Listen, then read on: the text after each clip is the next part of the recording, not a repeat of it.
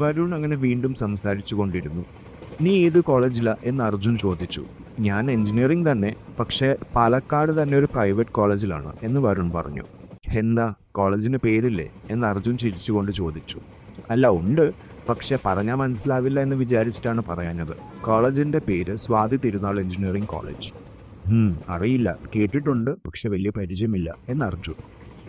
അങ്ങനെ അവർ പല വിശേഷങ്ങളും പങ്കുവെച്ചുകൊണ്ടിരുന്നു. അപ്പോഴാണ് അർജുൻ ഒരു കാര്യം ശ്രദ്ധിച്ചത്. അർജുൻ്റെ കോളേജ് അറിഞ്ഞതിന് ശേഷം വരുൺ അർജുനോട് കൂടുതലായി സംസാരിക്കാൻ തുടങ്ങി. അർജുനെപ്പറ്റി കൂടുതൽ അന്വേഷിക്കുന്നു, അവനെപ്പറ്റി കൂടുതൽ അറിയാൻ ശ്രമിക്കുന്നു. പക്ഷെ അതിലൊരു ദുരുദ്ദേശമുണ്ട് എന്ന് അർജുന് തോന്നിയില്ല. പോരാത്തതിന് വരുൺ ചുഴനായതുകൊണ്ട് അവൻ തന്നോട് കൂടുതൽ സംസാരിക്കണമെന്നായിരുന്നു അർജുൻ്റെ ആഗ്രഹം.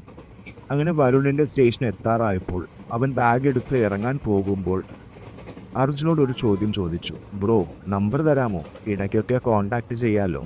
അത് കേൾക്കേണ്ട താമസം അർജുൻ കൊടുത്തു. എന്നിട്ട് എനിക്കൊരു മിസ് കോൾ അടിക്കൂ എന്നവൻ പറഞ്ഞു. ശരി എന്ന് പറഞ്ഞ് അവൻ സ്റ്റേഷനിൽ ഇറങ്ങി.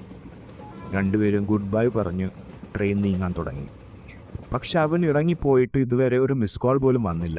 ഇനി പറ്റിച്ചതാണോ? എന്തായാലും ഇതിൽ കൂടുതലൊന്നും അർജുനും പ്രതീക്ഷിച്ചിരുന്നില്ല.